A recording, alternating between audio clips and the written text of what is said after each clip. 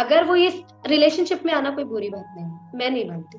प्यार करना चाहिए। हम इस दुनिया में आए, इन सब चीजों के लिए बने हैं। देती ही देती है। तो मैं वहां गई, मैंने वहां देखा कि मेरी मदर भी उनके साथ बैठ के उनको ज्वाइन करने लगी और सुन रही थी। कि आपका बॉयफ्रेंड होना, आपका गर्लफ्रेंड होना, ये सारी चीजें मतलब स्टेटस सिंबल के साथ जुड़ गया है। अगर वो इस रिलेशनशिप में आना कोई बुरी बात नहीं है, मैं नहीं मानती। प्यार करना चाहिए। हम इस दुनिया में आए, इन सब चीजों के लिए बने हैं। आज से आप 3 या 4 साल पहले वाली दिया से मिलते तो वो भी कुछ ऐसी ही थी, उसकी लाइफस्टाइल भी कुछ ऐसी ही थी। उसे पार्टीज करना, अपने फ्रेंड्स के साथ घूमना, मजे करना, इन सब का बहुत शौक था। चलिए मैं आपसे सीधा ही क्वेश्चन पूछ लेता हूँ, आप कितना देर स्क्रॉल करती हैं मोबाइल पर, कितना टाइम स्पेंड करती हैं? जी बिल्कुल। है, इस सारी योनियों में एक मनुष्य ही ऐसा है जो सिर्फ भगवान का नाम ले सकता है। एक जानवर भगवान का नाम नहीं ले सकता, इसलिए हमको मनुष्य योनि दी। भी आपका मन नहीं करता कि जो है मूवी देखी जाए, कोई अच्छी मूवी आ रही है उधर जाए, दोस्तों के साथ जाए, और या कोई पार्टी है, आज ही जो है वैलेंटाइन डे है जो है, युवक युवतियां जो है काफी इंजॉय कर रहे होंगे। कि नॉनवेज नहीं खाना चाहिए, अल्कोहल नहीं पीना चाहिए, कोई भी बुरे काम नहीं करने चाहिए, आचरण नहीं करने चाहिए। अगर आप वैवाहिक जीवन नहीं जी रहे हैं, अभी आप गृहस्थ में नहीं आए हैं, तो आपको कैसी भी रिलेशनशिप्स नहीं रखनी चाहिए जिसमें आप फिजिकली अटैच्ड हो रहे हो। हम्म। जब मैंने तिलक धारण किया था और जब मैंने कंठी धारण करना शुरू करी थी, पहले दिन से मुझे याद है मेरे पिताजी को बड़ी आपत्ति होने लग गई थी। और सबसे बड़ी बात होती है, जो हमारे रिश्तेदार होते हैं वो अगर आके घर में कुछ कहने लगते हैं कि अपनी बेटी को संभालो, अगर वो अभी इस चीज में चली गई ना तो सब छोड़ छुड़ा के चली जाएगी, उसको आपको रोकना जरूरी है, उसको मत करने दो ये सब। वो मुझे बहुत अजीब नजरों से देखते थे, ऐसा लगता था जैसे एक बहुत मॉडर्न सोसाइटी है और वहां पे कोई बहुत पुराने टाइप का एक इंसान प्रवेश कर गया चला हो। गया। और बाकी मेरी फैमिली है, उनको एक डर हमेशा सताता है, मेरी शादी का डर। वो मुझे हमेशा कहते हैं, अगर तुम ऐसे बिहेव करोगी, अगर तुम पूरी दिनचर्या ऐसी रखोगी अपनी, माला करना, मंदिर जाना, सदैव भगवान में रहना, तो तुमसे शादी कौन करेगा, कौन मिलेगा तुमको ऐसा लड़का। तो हमारे जीवन में अनुशासन बहुत जरूरी है। और मुझे ऐसा लगता है, अगर कोई व्यक्ति अध्यात्म से नहीं जुड़ा हुआ है, यानी कि वो मॉडर्न तो है लेकिन अध्यात्म उसके जीवन में नहीं आया है अभी तक, तो वो भटकेगा ही भटकेगा 100% अपने मार्ग से। आज की युवा पीढ़ी रिश्तों, मानसिक दबाव और पहचान की उलझनों से जूझ रही है, लेकिन कुछ युवा ऐसे भी हैं जो इस अंधकार में भक्ति की ज्योति जलाने का साहस रखते हैं।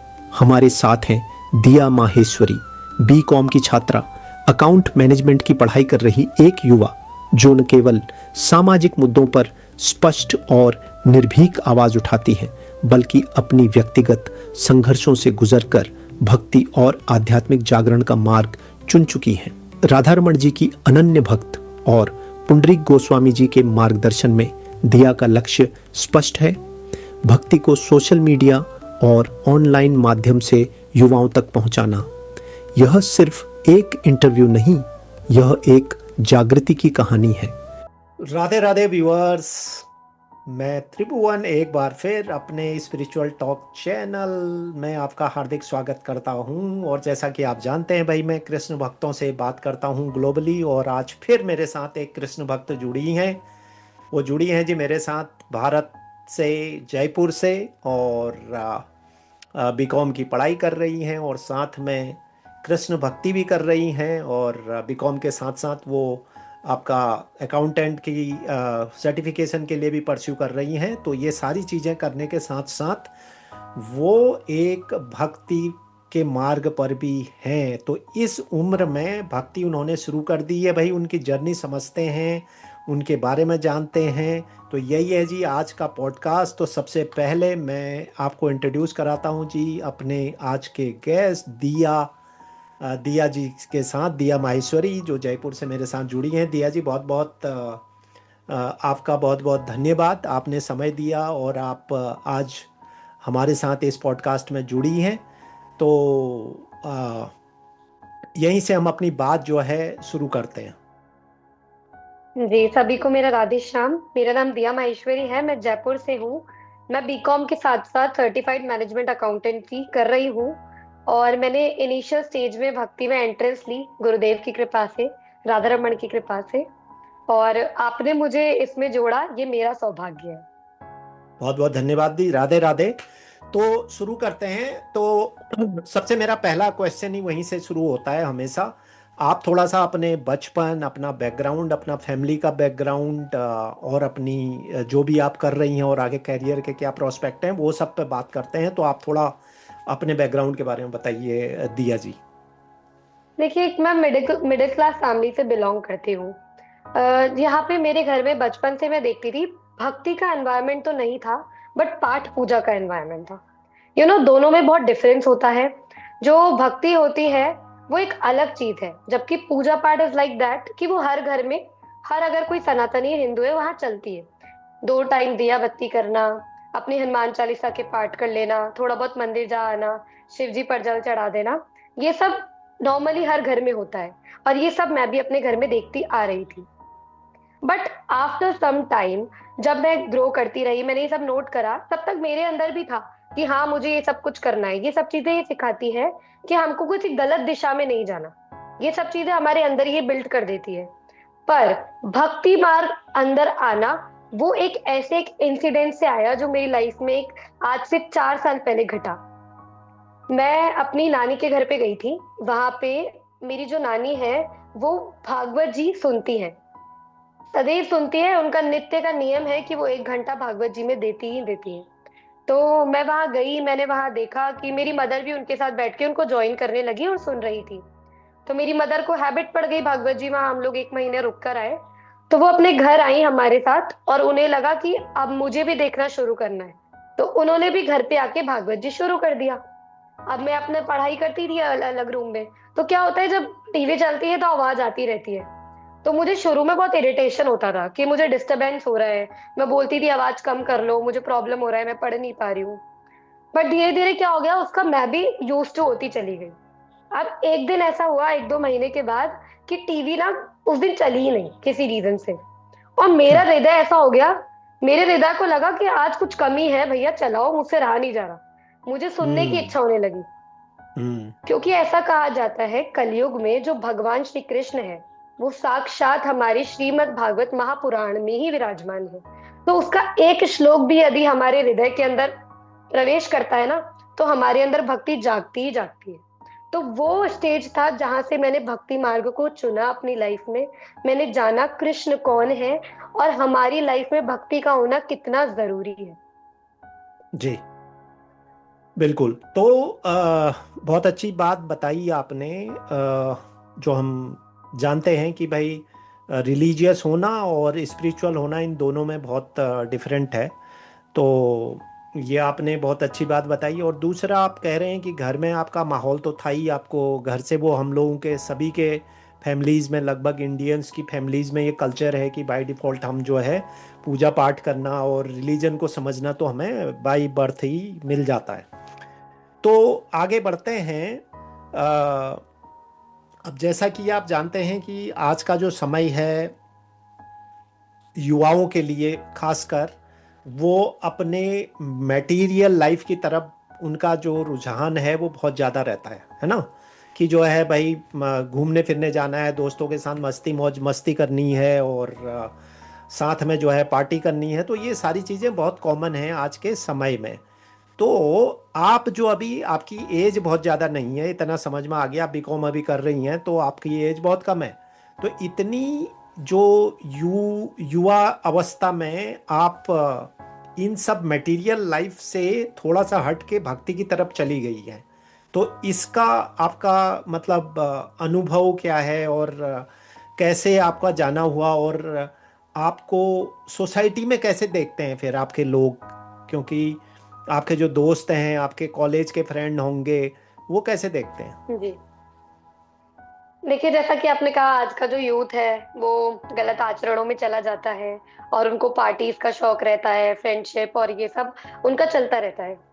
तो अगर मैं आपको बताऊं, अगर आज से आप 3 या 4 साल पहले वाली दिया से मिलते, तो वो भी कुछ ऐसी ही थी, उसकी लाइफस्टाइल भी कुछ ऐसी ही थी। उसे पार्टीज करना, अपने फ्रेंड्स के साथ घूमना, मजे करना, इन सब का बहुत शौक था। पर हम्म। जैसा कि मैंने आपको बताया कि मेरा लाइफ कैसे चेंज हुआ, क्योंकि मैंने श्रीमद् भागवत महापुराण को सुना और मैंने अपने जीवन का मतलब समझा कि मुझे ये जीवन मिला किस लिए है। जिस दिन मुझे समझ में आया कि अगर मैं ये वाली लाइफ जी रही हूँ कि मैं सुबह उठ रही हूँ, खा पी रही हूँ, अपनी नॉर्मल दिनचर्या निभा रही हूँ और दोबारा सो जा रही हूँ, तो मुझे लगता है यही सेम प्रक्रिया एक जानवर भी कर रहा है।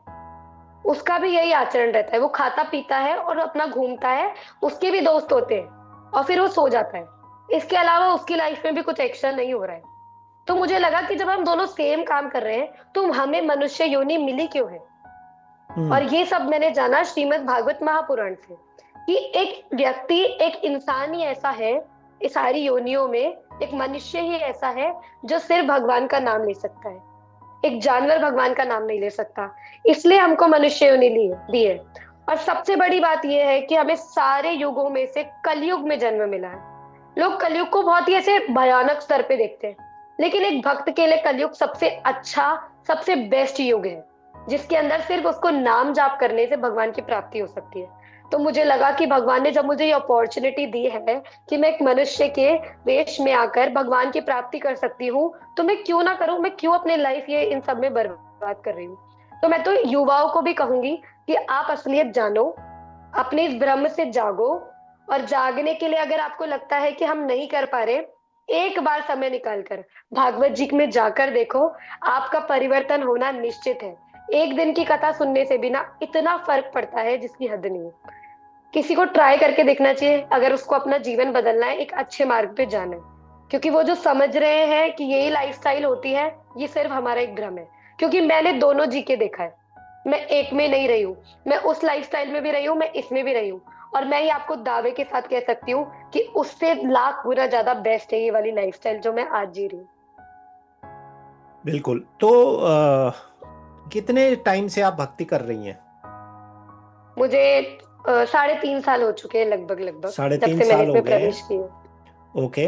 तो अब मुझे ये बताएं कि कभी आपका मन नहीं करता कि जो है मूवी देखी जाए, कोई अच्छी मूवी आ रही है उधर जाए, दोस्तों के साथ जाए, और या कोई पार्टी है, आज ही जो है वैलेंटाइन डे है, जो है युवक युवतियां जो है काफी इंजॉय कर रहे होंगे सभी जगह। तो ये सारे चीजें आपको कभी जेन्यूनली इनकी तरफ आकर्षण होता ही नहीं है? जी बिल्कुल भी नहीं। मैं आपको सत्य बताऊं, जब हम भक्ति में एंटर करते हैं ना इनिशियली, तब तक हमको लगता है ये सब कि मैं जहाँ जिस रास्ते पे जा रही हूँ वो इंटरेस्टिंग होगा भी नहीं होगा, कहीं मेरी लाइफ बोर तो नहीं हो जाएगी, कहीं मैं बोर होना शुरू नहीं हो जाऊंगी, मैंने सब कुछ छोड़ दिया है। बट मैं आपको सत्य बताऊं, जो हम हरि नाम जपते हैं उसमें इतनी पावर होती है कि वो हमको ना इन सबसे दूर करता चला जाता है। हमारे अंदर एक चिड़न पैदा हो जाती है इन सब चीजों के लिए। हम किसी व्यक्ति को ये सब करता हुआ भी देखते हैं ना, तो हमारे मन में एक बात आती है कि यार ये कितनी बड़ी माया में जी रहा है, इसको निकालो यहाँ से, हे प्रभु इस पर कृपा करो, वरना ये तो अपना जीवन बर्बाद कर रहा है। ये आने लगता है मन में। वो चीजें तो रह ही नहीं गई है कि हमें उसकी तरफ आकर्षण होगा। और ये बल सिर्फ हरि नाम दे सकता है, महामंत्र दे सकता है बस। हम्म। तो ठीक है। तो अब आप कह रहे हैं कि ये भक्ति जब आपने शुरू करी तो इन सब चीज़ों से आपका थोड़ा सा आप हटने लग गई, ऑटोमेटिकली ऐसा प्रोसेस हो गया। तो मेरा अगला प्रश्न है कि आप इतनी छोटी उम्र में कंठी धारण करती हैं, तिलक लगाती हैं, तो आपके दोस्त लोग, आपके जानने वाले, आपके आस पड़ोस वाले लोग कैसे देखते हैं इस चीज़ को? आपको कभी कोई रेजिस्टेंस मिला इस चीज़ से, या लोगों ने मतलब कहा है कि भाई देखो भक्ति शुरू हो गई है अभी से, इस उम्र से, ये सारे चीजें, जो इस तरह की कमेंट यूजुअली मिलते हैं लोगों को, तो आपके साथ कैसा रहा?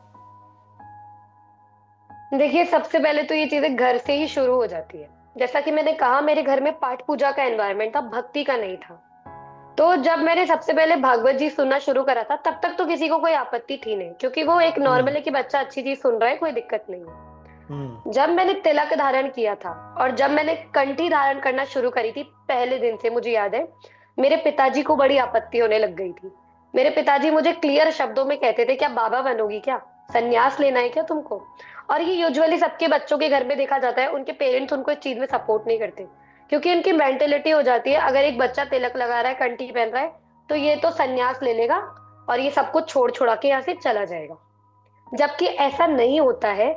भक्ति में दोनों तरह की भक्ति की जाती है। सन्यासी भक्ति भी होती है, गृहस्थ भक्ति भी होती है। और जो मेरे स्वयं के गुरुदेव हैं वो खुद ही गृहस्थ है, तो हमें कहाँ से सन्यास लेने का मोटिवेशन आएगा। तो मैंने अपने पेरेंट्स से थोड़ा बैठकर बात करी इस विषय में, क्योंकि उनको बहुत ज्यादा प्रॉब्लम होने लग गई थी। वो मुझे हर चीज के लिए रोकने लग गए थे कि आप रुको। और सबसे बड़ी बात होती है, जो हमारे रिश्तेदार होते हैं वो अगर आके घर में कुछ कहने लगते हैं कि अपनी बेटी को संभालो, अगर वो अभी इस चीज में चली गई ना तो सब छोड़ छुड़ा के चली जाएगी, उसको आपको रोकना जरूरी है, उसको मत करने दो ये सब। तो फिर मैंने अपने पेरेंट्स से बैठकर बात करी कि देखिए आप मुझ पर ट्रस्ट करिए, मैं आपको वादा करती हूँ मैं ऐसा अपनी लाइफ में कोई भी गलत काम नहीं करूंगी कि आपको उससे सोसाइटी में कोई भी प्रॉब्लम होने लगे, समाज में कोई भी प्रॉब्लम होने लगे। मैं समझती हूँ आपने ही मुझे बड़ा करा है, तो मेरी सबसे पहले आपके प्रति रिस्पॉन्सिबिलिटी बनती है, उसके बाद मैं भक्ति का सोचती हूँ। और सच बताऊं, भक्ति का मतलब होता है अपने सारे काम करते हुए भक्ति करना। क्योंकि भगवान श्री कृष्ण ने भगवत गीता में कहा है कर्मण्येवाधिकारस्ते। अगर अर्जुन को भगवान बोल देते कि तुम सब छोड़कर बैठ जाओ और भजन करो तो हो जाता फिर तो हमें सबसे पहले अपने सारे रिस्पॉन्सिबिलिटीज पूरी करनी है, अपने कर्तव्य पूरे करने हैं और उसको राधा रमन को समर्पित करते हुए अपना भजन करना है और आगे लाइफ में आगे बढ़ना है।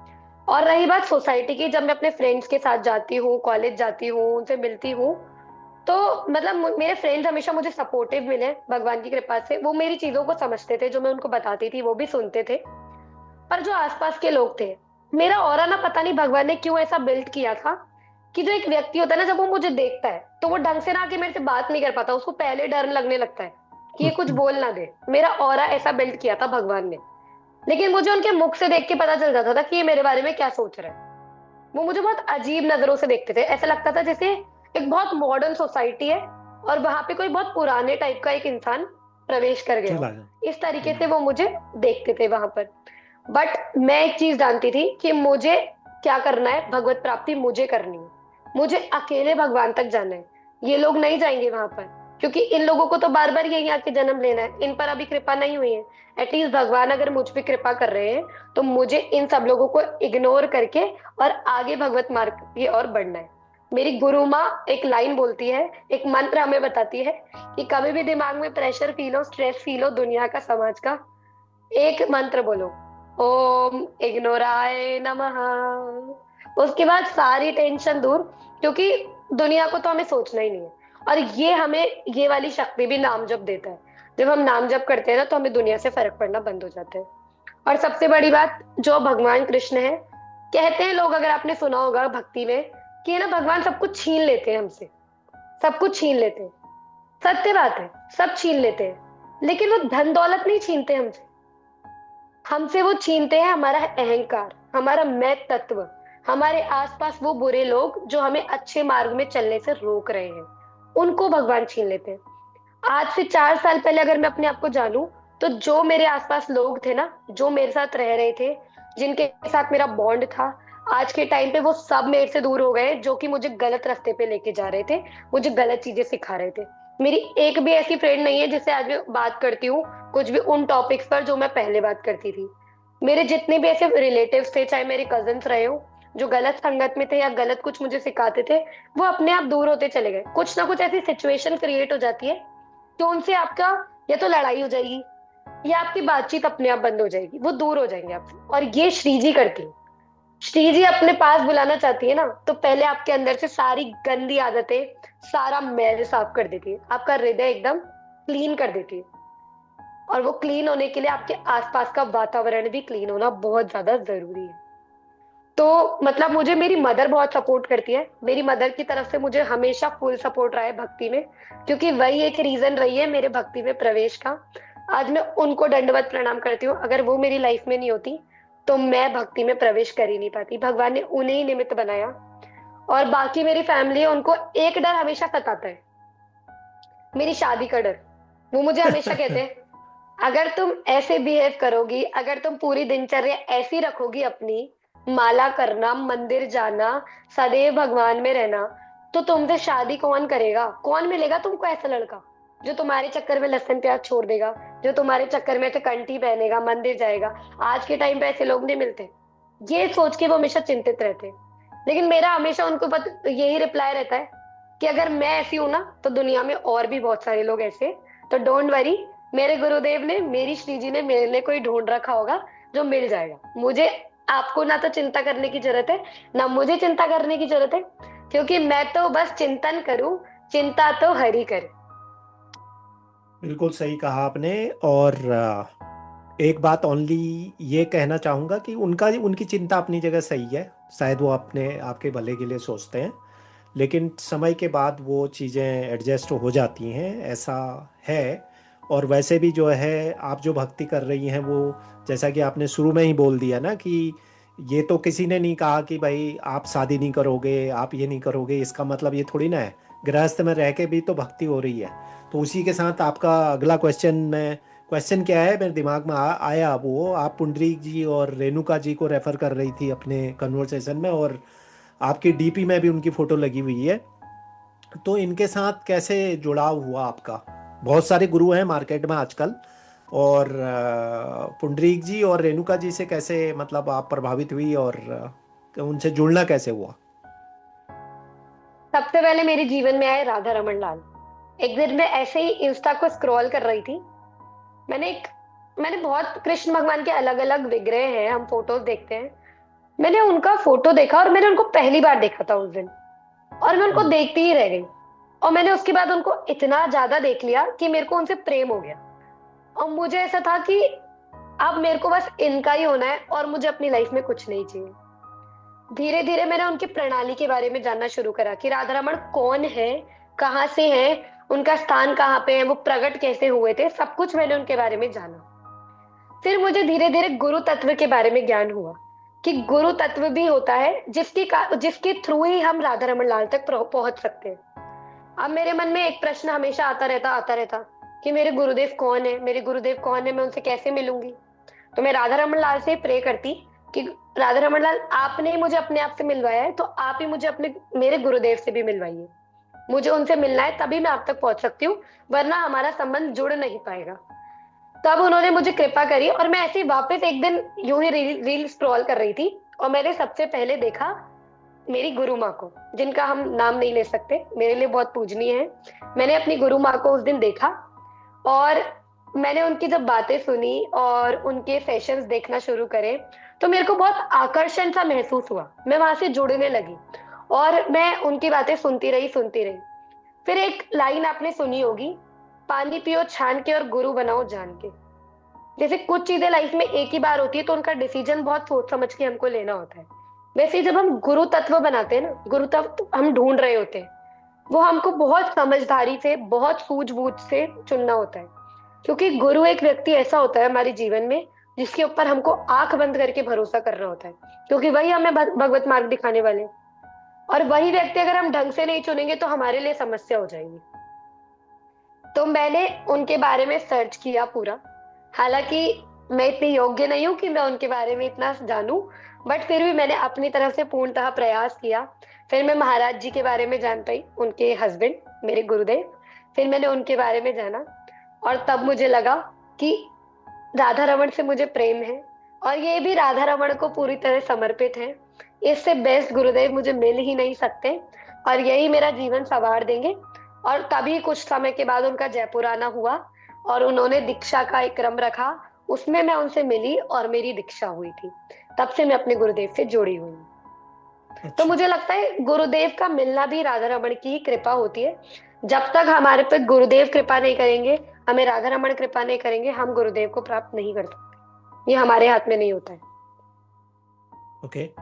तो आपने बीच में एक बात बोली कि आप उनका नाम नहीं ले सकते हैं, इसलिए नहीं ले सकते हैं कि वो पूजनीय है। मतलब क्यों नहीं ले सकते? जब कृष्ण राधा का नाम आप जाप करते हो तो उनके नाम क्यों नहीं ले सकते हैं?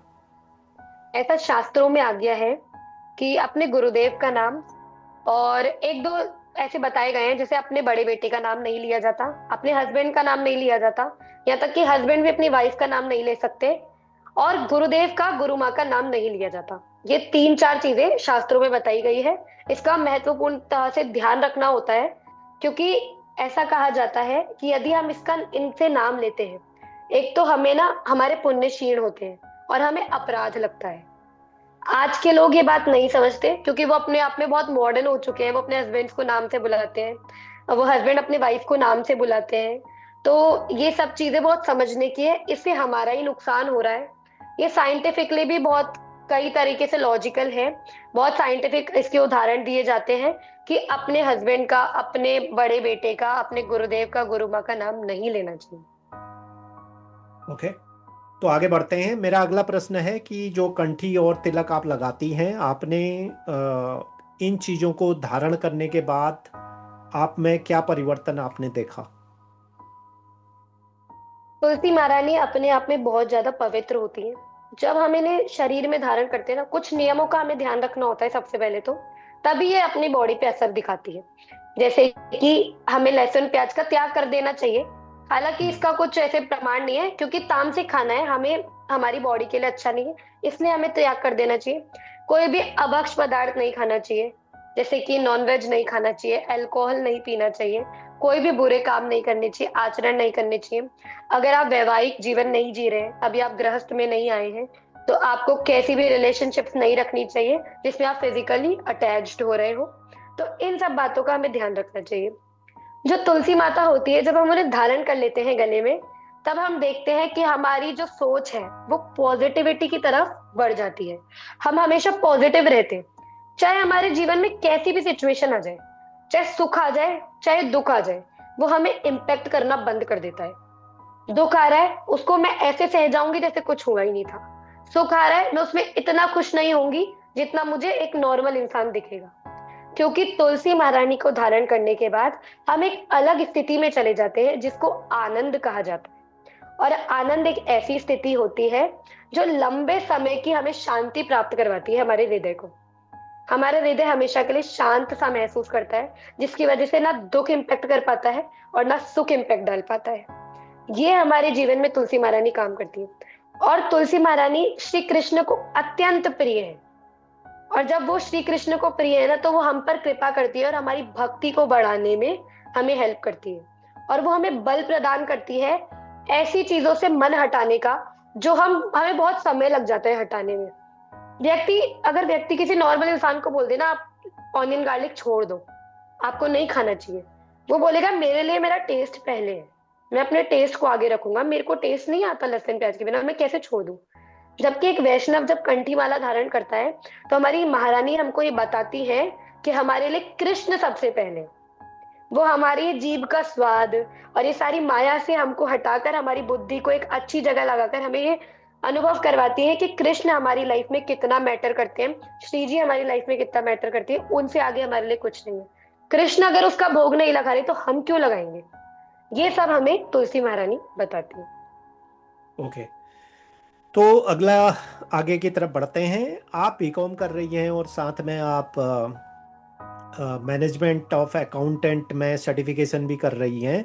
तो आपको ये भक्ति और आपकी पढ़ाई और कैरियर, ये कैसे आप, मतलब हाउ यू मैनेज दिस? देखिए, बीकॉम जो मेरा चल रहा है कॉलेज की तरफ से, वहां तो मैंने ऐसे प्राइवेट ही ले रखा है, मैं रेगुलर नहीं जाती हूँ, मैं सिर्फ एग्जाम्स के पर्पज से जाती हूँ। और रही बात सीएमए की, जो कि एक ऐसा प्रोफेशनल एग्जाम है जिसमें थोड़ा ऐसे अच्छे से मन लगा के पढ़ाई करनी होती है 12-13 घंटे की। मैंने अपना फाउंडेशन क्लियर कर लिया है, मैंने अपना इंटर लेवल भी क्लियर कर लिया है, जिसमें से मेरा एक ग्रुप क्लियर हुआ, एक मेरा नहीं हो पाया था। लेकिन मुझे कभी भी शुरुआत से सीएमए करना ही नहीं था, सत्य बताऊं तो मेरी फैमिली का फोर्स था, इसलिए मैंने किया था। मैं करना जर्नलिज्म या कुछ स्पीकर टाइप का मैं बनना चाहती थी, क्योंकि शुरुआत से ही मुझे बोलने का बहुत शौक था, मेरी रुचि थी और मेरा इंटरेस्ट इसी में था, तो मैं कुछ ऐसा ही बनना चाहती थी अपनी लाइफ में। बट ऐसा होता है ना कि हम 1-2 साल किसी चीज में अपने लगाते हैं, तब हम अनुभव करते हैं कि हमारे लिए क्या बना था। बट आज मुझे समझ में आता है कि शायद मेरे को स्पीकर ही बनना था और अब मैं इसी के अंदर काम करूंगी, भगवान ने शायद मुझे इसी के लिए चुना है। और अब मैं एक स्पिरिचुअल स्पीकर की जैसे काम कर रही हूँ। और अभी मैंने सीएमए को थोड़े टाइम के लिए ड्रॉप पे रखा हुआ है। ऐसा नहीं है कि हम पढ़ाई और भक्ति साथ में नहीं कर सकते, ये लोगों की एक बहुत ही छोटी सोच है अगर वो लोग ऐसा सोचते हैं। कुछ लोगों के पेरेंट्स भी सोचते हैं अगर आप भक्ति करोगे तो आप पढ़ाई छूट जाएगी, ऐसा नहीं होता। मैंने इसलिए पढ़ाई नहीं छोड़ी क्योंकि मेरे को छोड़ के भक्ति करनी है, मैंने सीएमए को इसलिए छोड़ा क्योंकि मुझे दूसरा करियर बनाना है। मैं करियर ओरिएंटेड हूँ, मुझे एक इंडिपेंडेंट वुमेन बनना है, क्योंकि मेरे अलग आगे के गोल्स हैं जो मुझे फुलफिल करने। लोगों के अपने गोल्स होते हैं जिसकी वजह से वो इंडिपेंडेंट बनना चाहते हैं। लेकिन वो सोचते हैं अगर मुझे भक्ति मिल गई अब मैं सब कुछ छोड़ दूंगा, बस मैं तो नाम जप करूंगा, सब कुछ छोड़ के मैं तो सन्यासी हो जाऊंगा। जबकि ये जो सोचता है ये सबसे गलत बात है। आप जो भी कर्म कर रहे हैं पहले तो आप वो चूज चूज करिए जिसमें आपकी रुचि है। मैंने ये गलती करी थी, मैंने अपनी फैमिली की बात उस टाइम सुन ली थी। अगर आपको जिस चीज में रुचि है आप वो करिए, पैसा कमाइए। अगर आप भक्ति मार्ग में उसको सेवा में लगाइए, भागवत भागवत चर्चा करवाइए, आप घर में सप्ताजी बिठवाइए, आप उससे अच्छे अच्छे काम कर सकते हैं, गरीबों की हेल्प करिए, तो आपका वो धन कहीं पे यूटिलाइज कर पाओगे आप अच्छे काम में। ऐसा नहीं है कि आप अपने गोल्स के लिए, अपनी मर्जी के लिए, अपनी लाइफ को सेटिस्फाई करने के लिए वो धन कमाइए। क्योंकि हर वैष्णव कहीं ना कहीं चाहता है कि वो संत सेवा कर सके, वो भी अपने घर में श्रीमद् भागवत महापुराण की कथा बचवा सके। मेरे भी यही गोल्स है और इसीलिए मैं इंडिपेंडेंट बनना चाहती हूँ। कल को अगर मेरे जीवन में कुछ धन आता भी है तो मैं इसी सब चीजों में लगाऊंगी।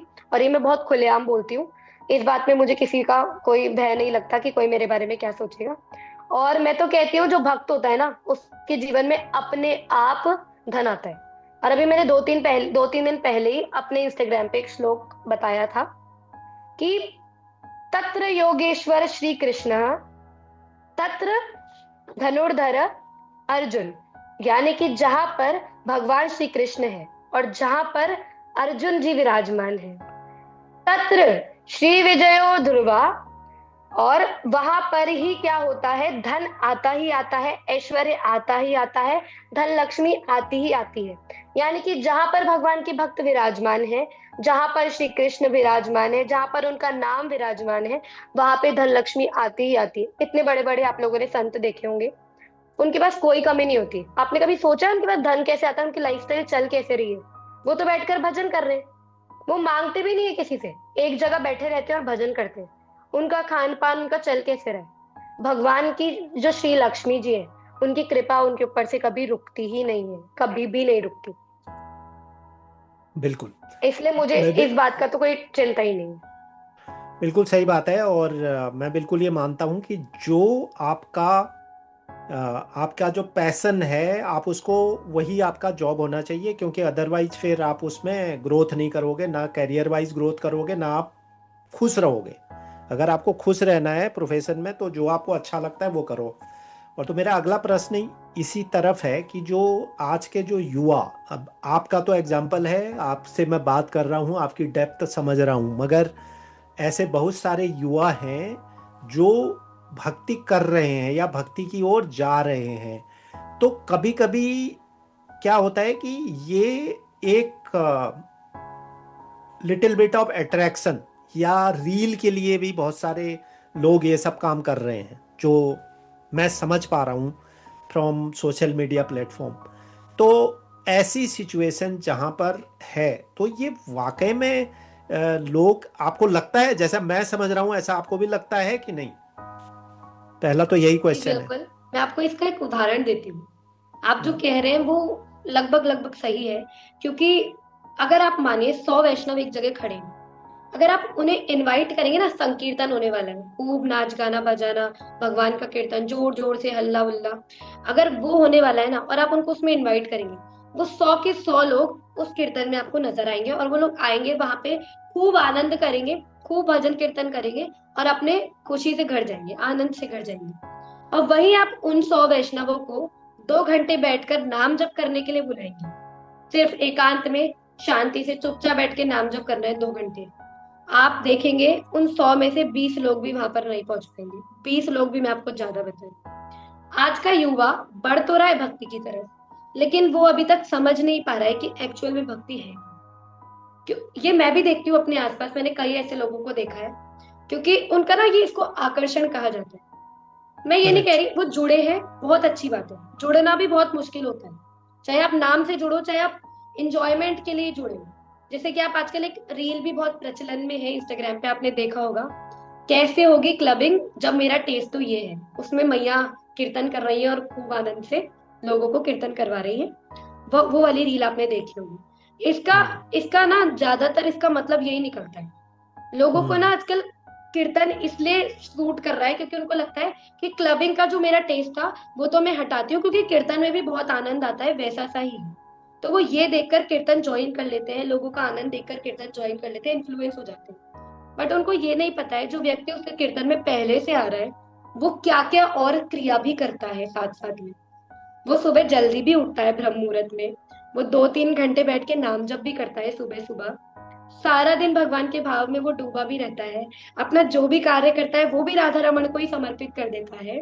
यहाँ तक कि संध्या में भी जो उसके नियमित पाठ है वो भी करता है, शाम को भी फिर माला करता है। ऐसे उसकी दिनचर्या रहती है और रात्रि में जल्दी सोकर नियमित रूप से वो अपने कार्य को करता है। लेकिन कुछ जो लोग हैं उनको सिर्फ संकीर्तन तक ही सीमित लगती है भक्ति, लेकिन भक्ति सिर्फ संकीर्तन का ही विषय नहीं है। भक्ति एक बहुत सेंसिटिव विषय है, ये एक बहुत डीप कॉन्सेप्ट है जिसे धीरे धीरे ही जाना जाता है और ये सिर्फ गुरुदेव की कृपा से ही जाना जा सकता है। और मैं तो कहती हूँ व्यक्ति जुड़ रहा है बहुत बड़ी बात है, लेकिन जब तक उस पर गुरुदेव की कृपा नहीं हो जाएगी, उनकी दृष्टि उस पर नहीं पड़ जाएगी, तब तक वो उसको कंटिन्यू नहीं कर पाएगा, वो नाम जप नहीं कर पाएगा। नाम जप बहुत बोरिंग लगता है इनिशियल स्टेज पे, किसी को बिठा देना 15 मिनट आप बैठ के चुपचाप नाम जप करो, उसको नींद आने लग जाती है, नहीं हो पाता हर किसी से। जब तक उसके अंदर भाव नहीं है ना वो नाम जप नहीं कर सकता। सत्य वैष्णव वही है, सत्य में वैष्णव वही है, सत्य में भक्त वही है जो नाम जप भी करता है, संकीर्तन भी करता है, अपने सारे नियमों को भी पूरा करता है, अपने कर्तव्य कर्म को रखते हुए अपने भजन को करता है, वही एक सच्चा वैष्णव है। बिल्कुल। तो आगे की तरफ बढ़ते हैं। तो अब ये बताएं कि कृष्ण जो हैं, भगवान कृष्ण आपके कौन है? आप क्या मानती हैं उनको? मित्र मानती है उनको, प्रेम का प्रतीक मानती है, या अपने जीवन का केंद्र मानती है? मतलब क्या है आपके लिए कृष्ण? क्या है, कैसा संबंध है? ये आपने मेरे जिंदगी का एक बहुत महत्वपूर्ण प्रश्न पूछा है। जो भगवान श्री कृष्ण है वो मेरे लिए सर्वस्व, मेरे लिए मेरे प्राणों से प्रिय है। और अगर आप मूल रूप से मुझसे पूछे तो मैं भगवान को अपना सखा मानती हूँ। हर छोटी बड़ी बात मैं उन्हें बताती हूँ। मेरे जीवन में उनका इस तरीके से इन्वॉल्वमेंट है कि लोग सुनेंगे तो शायद उपहास भी करें। मैं एक एक छोटी से छोटी चीज के लिए उनको बोलती हूँ। मैं उनके ऊपर इतनी बुरी तरीके से निर्भर हो चुकी हूँ जिसकी हद नहीं। यानी कि अगर मैं कहीं जाने के लिए लेट हो रही हूँ, मैं बाल बना रही हूँ, मेरे बाल नहीं बन रहे, तो मैं बोलूंगी हे राधा रमण जल्दी करो, जल्दी करवाओ, लेट हो रहा है। अगर मैं कहीं जा रही हूँ और मुझे वापस आना है, मुझे कोई कन्वेंस नहीं मिल रहा है, कुछ नहीं मिल रहा है, तो मैं बोलूंगी हे राधा रमण बहुत थक गई हूँ, जल्दी कुछ करो, जल्दी बुलवाओ।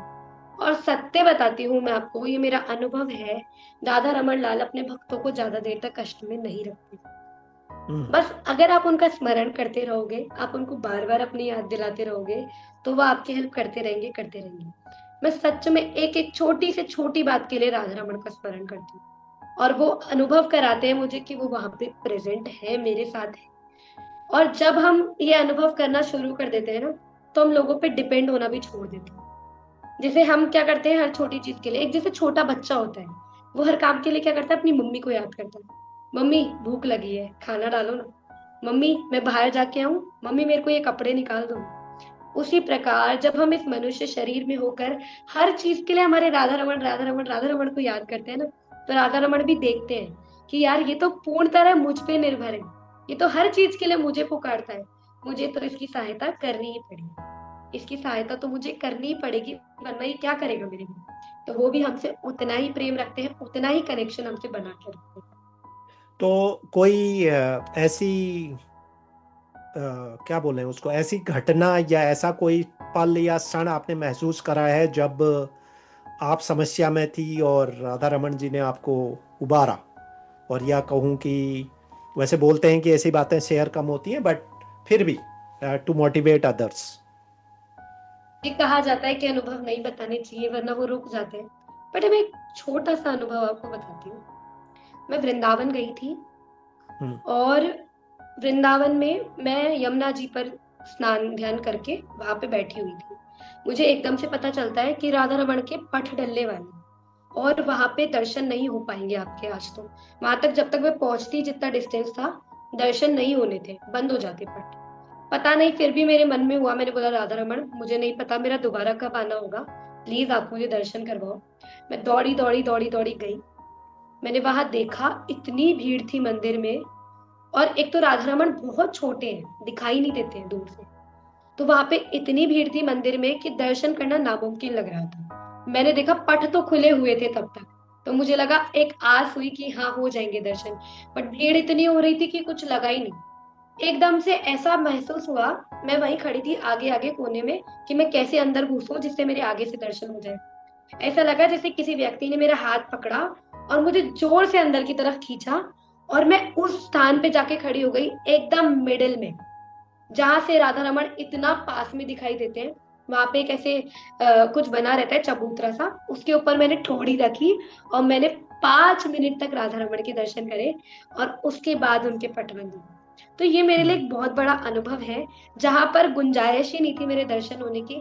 वहां इस प्रकार किसी के, और मेरे को वो व्यक्ति भी नहीं दिखा, मेरे हाथ किसना खींचा मुझे पता ही नहीं चला वहां, क्योंकि मैं इतना ज्यादा ऐसे, मुझे एक्साइटमेंट था कि मैं जल्दी से दर्शन कर लूं, कहीं पट ना बंद हो जाए। और कहाँ पट बंद करने का समय हो चुका था, उसके बाद भी एक्स्ट्रा 5 मिनट खड़े होकर मैंने दर्शन करे। गुड, अच्छी बात है। और ये होते हैं अनुभव, बाकी जो भक्ति में हैं उनको अनुभव होते हैं, दैट इज ट्रू। तो मेरा अगला प्रश्न है थोड़ा युवाओं की तरफ। आप युवा हैं, तो आजकल युवा युवा जो हैं वो एंजाइटी और आपका रिलेशनशिप कंफ्यूजन और आपका जो है कैरियर का प्रेशर, और साथ में ये जो सोशल मीडिया का चैलेंज हुआ है आज की तारीख में, कि उसको, उसके बगैर उनकी ज़िंदगी ना के बराबर है। अगर आप मोबाइल का इंटरनेट आप जो है 1 घंटे के लिए बंद कर दें किसी के लैपटॉप में, तो उन्हें ऐसा लगेगा कि उनकी सांस अटक गई है या मोबाइल पे, है ना। तो ये रियलिटी है, और ये सभी जगह के बच्चों के साथ ये प्रॉब्लम है। तो ये जो समस्या है, इसको आप क्या, इसमें कैसे आप देखती हैं इस समस्या को? देखिए, फोन तो आजकल ऐसी चीज है जिसके बिना कोई रह ही नहीं सकता है। मैं तो कहती हूँ बिल्कुल, वैष्णव भी, ऐसा वैष्णव भी नहीं रहते हैं फोन के बिना, खूब फोन चलाते हैं। मैं खुद फोन बिल्कुल। चलाती हूँ। और बस फर्क इतना है कि आप फोन में देख क्या रहे हो, ये ज्यादा मैटर करता है। फोन देख रहे हो ये मैटर नहीं करता, फोन में देख क्या रहे हो ये मैटर करता है। यदि आप, और देख, हमारी बुद्धि ना, जो हम देखते हैं जो हम सुनते हैं ना, हमारा मन भी वैसा होता चला जाता है। अगर आप कुछ ऐसे विलेन्स टाइप के सॉन्ग सुनेंगे, जैसे आजकल लड़के थोड़ा ऐसे बूम वाले सॉन्ग सुनते रहते हैं, उनका आचरण भी वैसा ही होता चला जाता है, वो बातें भी वैसी करते हैं, उनको रियलिटी भी वैसी लगती है कि मैं ना रियल में भी ऐसे ही बिहेव करना वो लोग शुरू कर देते हैं, जो कि एक बहुत ही गलत सी बात है। लेकिन उनको बहुत चीजें समझनी चाहिए कि उन्हें ऐसा नहीं करना चाहिए। और मुझे ऐसा लगता है कि जो सोशल मीडिया है वो कहीं ना कहीं बहुत अच्छा भी है, क्योंकि वहां पर आपको इतने बड़े बड़े संतों के प्रवचन मिल जाते हैं सुनने के लिए।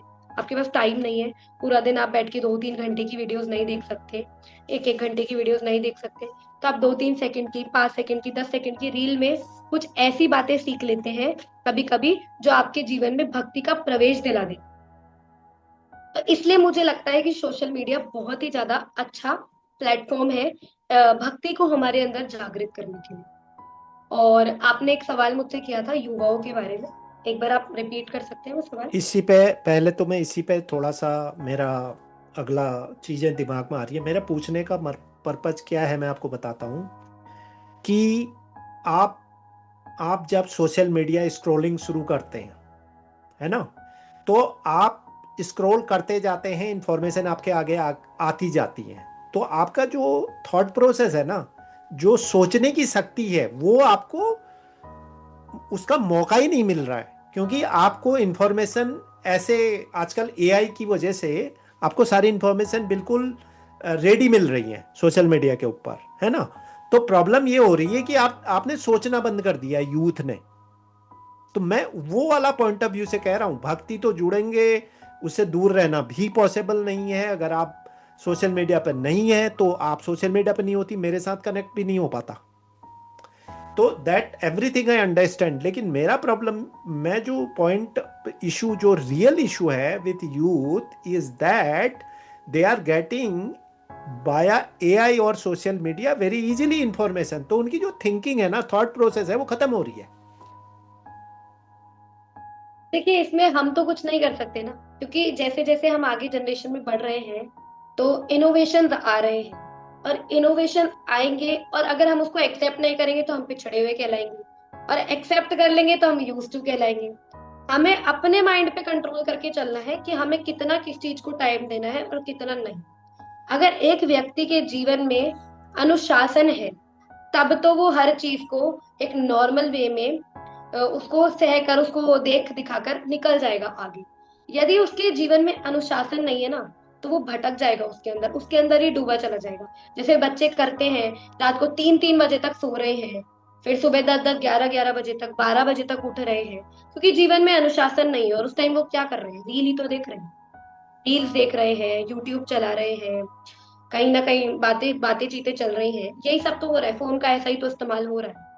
तो हमारे जीवन में अनुशासन बहुत जरूरी है।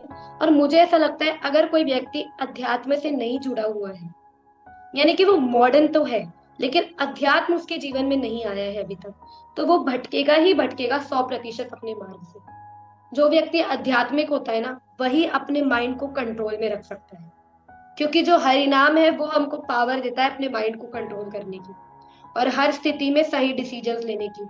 अदरवाइज कोई भी ऐसा व्यक्ति नहीं है अध्यात्म को जो फॉलो ना कर रहा हो और वो सही मार्ग पे चले, ये पॉसिबल ही नहीं है। वो हमेशा भटकेगा, उसके जीवन में एंजाइटी, डिप्रेशन, स्ट्रेस बना ही रहेगा। चाहे अंबानी हो, चाहे गरीब से गरीब कोई व्यक्ति हो, उसके जीवन में स्ट्रेस रहेगा ही रहेगा, क्योंकि हम दुखालय में हैं। ये जो धरती है ना, इसका दूसरा नाम ही दुखालय। दुख आएंगे, और दुख आएंगे तो स्ट्रेस आएगा, डिप्रेशन आएगा, एंजाइटी आएगी। हम कैसे उसके साथ डील कर रहे हैं ना, ये हम पे डिपेंड करता है। और उनसे लड़ने का एक ही मात्र रास्ता है, भगवान की शरण पकड़ो, उनका नाम जप करो, एंजाइटी, डिप्रेशन, स्ट्रेस चुटकियों में भाग जाएंगे। चलिए मैं आपसे सीधा ही क्वेश्चन पूछ लेता हूँ, आप कितना देर स्क्रॉल करती हैं? मोबाइल पर कितना टाइम स्पेंड करती हैं? जी बिल्कुल, मैंने अपना बहुत ही एक लिमिटेड टाइम बना रखा है हर चीज का, क्योंकि मेरे को जैसे प्रचार करना रहता है, तो मुझे पहले कंटेंट तैयार करना रहता है, तो क्रिएट मैं करना उसमें अपना पड़ेगा। टाइम देती हूँ। बिल्कुल। और मुझे जैसे आर्ट का बहुत शौक है, तो मैं उसमें अपना टाइम देती हूँ, कुछ ना कुछ बनाती रहती हूँ दिन भर बैठ के। मेरा फिक्स है, मैं 1 घंटा स्क्रॉल करती हूँ अच्छी अच्छी बातें सीखने के लिए, और कुछ ऐसे अनुभव जानने के लिए जो मैं खुद से नहीं सीख सकती। संतों से मैं सुनती हूँ, संतों की वाणी सुनती हूँ। यूट्यूब पे मेरा चला जाता है आधा 1 घंटा। तो बस 1 या 2 घंटे मैं अपने दिन में निकालती हूँ, जिस टाइम पे मैं स्क्रॉल करती हूँ, और जो कि मुझे लगता है मेरे लिए बहुत सही भी है। क्योंकि पहले के टाइम पे मेरे साथ ऐसा होता था कि मैं कुछ चीज स्क्रॉल करने बैठती थी और मैं कुछ और काम से आती थी फोन पर, स्क्रॉल करते करते 1 घंटा निकल जाता था, और फिर मुझे याद आता था, शिट, मैंने वो काम तो किया ही नहीं। तो ये चीज मुझे रियलाइज करा रही थी कि मैं अपना समय बर्बाद ना कर दूं, इसलिए मैंने अपने फोन पे लिमिट्स लगा रखी है, अपने इंस्टाग्राम पे भी। और मेरा खुद पे बहुत कंट्रोल है, भगवान की कृपा से, गुरुदेव की कृपा से मैं 1-2 घंटे से ज्यादा स्क्रॉल नहीं करती। चलो अच्छी बात है, 2 घंटा तो लिमिट है, और वो भी आप अपने काम से काम की चीज़ें करते हैं, कुछ कंटेंट बनाना, ये करना। तो मेरा अगला इसी में जो क्वेश्चन था ना, जो आप पूछ रहे थे, जो रह गया था, वो मेरा था कि जो रिलेशनशिप का कंफ्यूजन है यूथ के अंदर आज की तारीख में, उसको आप कैसे देखती हैं? कितना बड़ा प्रेशर है वो? क्योंकि आपका बॉयफ्रेंड होना, आपका गर्लफ्रेंड होना, ये सारी चीज़ें मतलब स्टेटस सिंबल के साथ जुड़ गया है, जो कि हमें पता होता है कि that is only a affection for momentary. वो आपका लॉन्ग लास्टिंग है ही नहीं। अगर कोई किसी से सच्चा प्यार करता है तो वो तो फिर भी समझ में आता है, आपने प्यार करा और पूरा जीवन उसके साथ आप कर रहे हो, बट वो तो आजकल नहीं है ना। हर साल आपके बॉयफ्रेंड बदलता है, हर साल आपका गर्लफ्रेंड बदलती है, और सबसे बड़ी प्रॉब्लम है कि वो स्टेटस सिंबल है आज का आपका, कि अगर आपके पास गर्लफ्रेंड नहीं है या बॉयफ्रेंड नहीं है तो आपको देखा जाता है यार आपको कुछ है ही नहीं है। तो ये जो मेंटेलिटी है, ये किस स्केल पर आज की तारीख में है, और इसका क्या तरीका है? तरीका एक तो है जो समझ आ गया है कि अगर आप स्पिरिचुअल हैं तो आपको समझ आएगा कि टेम्परेरी क्या है और परमानेंट क्या है। तो वो टेम्परेरी और परमानेंट लोगों को समझ में नहीं आ रहा है आज की तारीख में। देखिए, सबसे बड़ी बात तो ये है कि आजकल जो यूथ सुनता है ना और जो देखता है, वो उन पे बहुत बड़ा इम्पेक्ट डालता है। आजकल का यूथ बॉलीवुड देखता है, हॉलीवुड देखता है, और उन्हीं से सीखता है। और बॉलीवुड हॉलीवुड में जो सिखाया जा रहा है वो आप भी जानते हैं और मैं भी जानती हूँ, तो वो जो देखते हैं और वही सीखते हैं। और एक जो वैष्णव होता है, जो आध्यात्मिक होता है, वो जो देखता है वो वही सीखता है। आज के लोगों की प्रॉब्लम है, उनको प्रेम का सही अर्थ पता ही नहीं।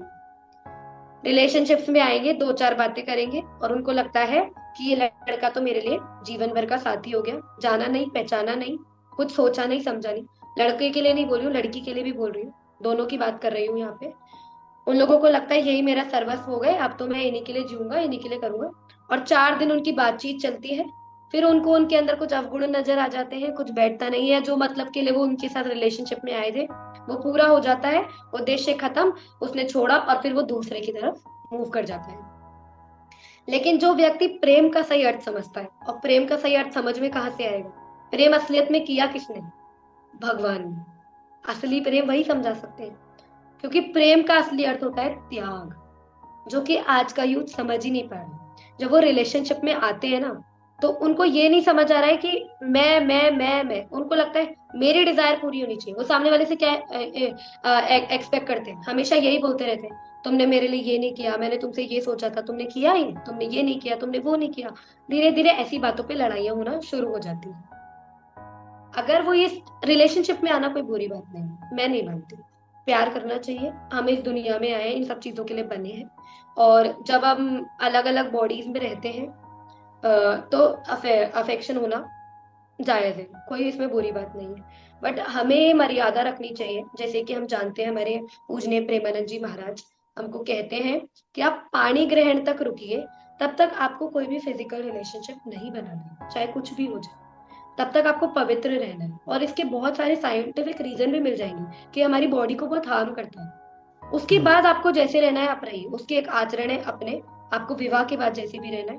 उससे पहले आप मर्यादित रहिए, फ्रेंडशिप निभाइए। अगर आप रिलेशनशिप से पहले कोई भी फिजिकल बॉन्ड बनाएंगे ही नहीं, तो आपको समय मिलेगा एक दूसरे को जानने का, कि सामने वाला व्यक्ति कैसा है, सामने वाला व्यक्ति आपको कैसे ट्रीट कर रहा है, सामने वाला व्यक्ति हर सिचुएशन में कैसे रिएक्ट कर रहा है। जब आप ये सब चीजें जानने लगेंगे ना, जब आप 2-3 साल तक उसके साथ बिता लेंगे, रह लेंगे, तब आप समझ जाएंगे कि व्यक्ति का नेचर है क्या, ये एग्जैक्टली मुझे प्यार करता भी है, नहीं करता, या सिर्फ ये एक नाटक कर रहा है। तो वो चीज आपको समझ में आने लग जाती है। और सबसे बड़ी बात तो ये है कि एक व्यक्ति ना ज्यादा टाइम तक नाटक नहीं कर सकता। अगर वो नाटक कर रहा होगा, 1 साल कर लेगा, 1.5 साल कर लेगा, इससे ज्यादा उसके लिए नाटक करना पॉसिबल ही नहीं होता। कितना नाटक कर लेगा इंसान, और उसके बाद उसका असली रूप आना ही आना होता है। यदि वो प्रेम करता होगा आपसे, तो वो कैसे भी करेगा। और मैं आपको सबसे अच्छा एक एग्जाम्पल दूं, या मैं आपको ये बताऊं कि आपका रिलेशनशिप आगे चल कैसे सकता है। अगर आप अपने प्रेमी में प्रभु का दर्शन करने लग जाओगे ना, अगर आप अपने रिलेशनशिप के जो पार्टनर है उसमें अगर आप देखने लग जाओगे ना कि ये मेरे लिए ईश्वर है, आपका रिलेशनशिप लॉन्ग लास्टिंग हो जाएगा। क्योंकि सच्चा प्रेम सिर्फ भगवान से ही हो सकता है, और भगवान ही हमसे सच्चा प्रेम कर सकते हैं, क्योंकि यहाँ पे सेल्फिशनेस आती ही नहीं है इसीलिए। और अगर आप ऐसा बॉन्ड बनाएंगे अपने पार्टनर के साथ, तो आपके अंदर ये लड़ाई झगड़े ये सारी बातें खत्म हो जाएगी। क्योंकि आप उसके लिए जो काम करोगे ना, वो आप एज अ सेवा करोगे। आपको लगेगा कि मैं अपने प्रभु की सेवा कर रही हूँ और ये मेरा धर्म है और मुझे करना चाहिए। आपका मैं तत्व खत्म हो जाएगा, वही लड़ाई खत्म हो जाएगी। तो कहीं आपको ये नहीं लगता कि खासकर इंडियन सोसाइटी के पॉइंट ऑफ व्यू से कि पेरेंटल रोल बहुत इम्पोर्टेंट होता है, और वहाँ पर पेरेंट्स के साथ ना तो इतनी बातें खुल के बच्चे कर पाते हैं, ना पेरेंट बच्चों के साथ कर पाते हैं। तो कहीं आपको ये समस्या लगती नहीं है कि वहाँ पे ये एक रीज़न है कि जब आप शेयर ही नहीं करते हैं, बच्चों को आप सही डायरेक्शन ही नहीं दोगे, बच्चे आपसे खुलेंगे ही नहीं, तो फिर वो उनको चीज़ें पता नहीं होती ना सही क्या है गलत क्या है। तो पेरेंटल रोल भी तो इम्पोर्टेंट हो जाता है ना यहाँ पे। यहाँ पे मैं पूरी तरीके से, मैं तो पेरेंट्स की गलती मानती हूँ। क्योंकि पेरेंट्स का ना एक तरीका होता है अपने बच्चे को बिल्ड करने का, जो कि शास्त्रों में भी बताया जाता है कि जब बच्चा 3 से 5 साल तक का होता है ना, तो उसके साथ एक नॉर्मल सा बिहेव करो, उसे डांटो, मारना नहीं है तब तक, डांटो, उसे सिखाओ और अपने सानिध्य में रखो, ज्यादा से ज्यादा अपने से जोड़ कर रखो और उसे अच्छी बातें सिखाओ। जब बच्चा 5 से 12 साल तक का होता है, तब तक उसके साथ बहुत स्ट्रिक्टता से बिहेव करो, उसको स्ट्रिक्ट रखो, उसको एकदम ऐसे बाउंड करके रखो। यानी कि उसका एक नियम बना दो कि आपको इस टाइम यही काम करना है। उसको एंगेज कर दो एक्टिविटीज के अंदर कि उसको और चीजों के लिए समय ही ना मिले। उसके बाद जब वो 16 वर्ष तक रहता है, तब तक भी उसके साथ स्ट्रिक्टनेस दिखानी है, उसको मारना पड़े तो मारना भी है। और जब वो 16 क्रॉस कर देता है, 18 क्रॉस कर देता है, तो उसके साथ फ्रेंड कि जैसे बिहेव करना शुरू करना है, तब उसको समझना शुरू करना है। जब आप बच्चों को ऐसे ग्रो करते हो ना, तभी बच्चे आपके साथ अच्छे से रह पाते हैं। अगर आप एकदम से ऐसे करोगे, शुरू में आपने उसको कूल कूल मम्मी कूल पापा, आजकल पेरेंट्स क्या सिखाते हैं, बच्चे मारो, देखो ये आप मारो, इनको मारो, आप इनको ऐसे बोलो, आप इनको वैसे बोलो। उनको लगता है हम कितना कूल बन रहे हैं, जबकि वो अपने बच्चों को बिगाड़ रहे हैं। उनको ये बात पता नहीं है। और जब वो 17-18 साल का हो जाता है और वो बदतमीजी करना शुरू करता है, तब उनको वो बात फील होती है कि ओ, हमने तो अपने बच्चे पर ध्यान ही नहीं दिया। क्योंकि घड़ा जब तक कच्चा रहता है तब तक ही आप उसको शेप दे सकते हो। तो बच्चे की इनिशियल ग्रोथ में उसको अच्छे से डांटो, मारो, उसको समझाओ और उसका संग अच्छा रखो। जब उसकी ग्रोथ अच्छी होगी ना, तो आगे के आचरण उसके अच्छे होंगे ही होंगे। आजकल आप देखते हैं, लड़का लड़की पता नहीं कैसे आचरणों में चले जाते हैं, कोई क्या कर लेता है, कोई क्या कर लेता है। उसका मेन रीजन ही यही होता है कि जब वो छोटे थे उनकी ग्रोथ अच्छे से हुई नहीं। इसका सीधा सीधा मैं तो सवाल पेरेंट्स पर ही उठाती हूँ कि जब वो छोटे थे तब आप कर क्या रहे थे।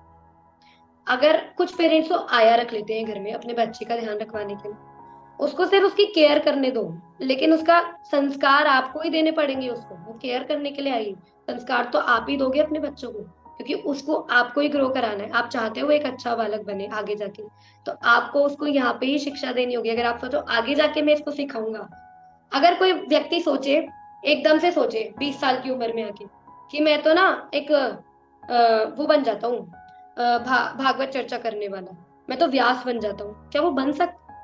उसने 20 साल तक कुछ पढ़ा ही नहीं है, कुछ उसको जानकारी ही नहीं है वेद के बारे में, शास्त्रों के बारे में उसने नॉलेज ही नहीं लिया है। क्या वो 1 महीने में 1 साल में सब कुछ सीख लेगा? पॉसिबल ही नहीं है। वो बचपन से उसको पढ़ता है, बचपन से उस लाइन में रहता है, तब जाके वो भागवत आचार्य बन पाता है। वैसे ही जब एक बच्चा शुरू से कोई चीज सीखता है ना, तभी उसके अंदर वो संस्कार बिल्ड हो पाता है। बिल्कुल, बहुत बढ़िया।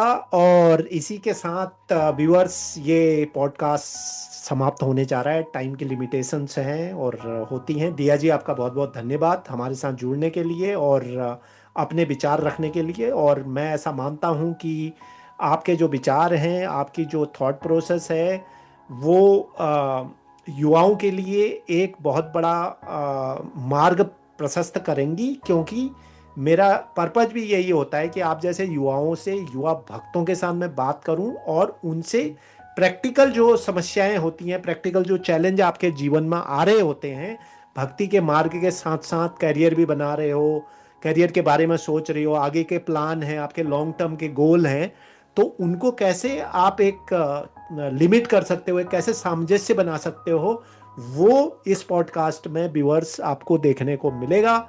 इसी के साथ दिया माहेश्वरी जी, आपका बहुत बहुत धन्यवाद एक बार फिर। राधे राधे। और इसी तरह भक्ति के मार्ग में आप आगे बढ़ते रहिए और आपके जो गोल हैं स्पिरिचुअलिटी के लिए काम करने का और कृष्णा कॉन्शियस के लिए काम करने का, आप उस पर बने रहें। मैं भगवान से ही प्रार्थना करूंगा कि आप उसमें जरूर सफलता आपको मिलेगी। राधे राधे। राधे श्याम, राधे श्याम।